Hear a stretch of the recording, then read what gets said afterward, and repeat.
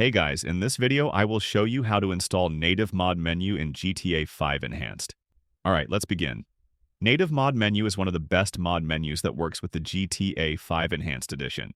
It allows you to customize gameplay, spawn vehicles, and adjust player settings. First, open your web browser and go to gta5mods.com.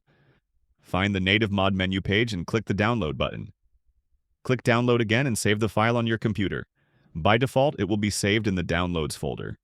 Next, download Scripthook V from its official website by clicking the blue download link. Once both downloads are complete, you should have two zip files. Right-click on each zip file and select Extract All, then extract them. You can delete the zip files after extraction. Open the extracted Scripthook V folder, go into the bin folder and copy scripthookv.dll, dinput 8.dll, and the native trainer file into your GTA 5 Enhanced installation folder. Now, open the extracted Native Mod Menu folder and copy its files into the same GTA folder.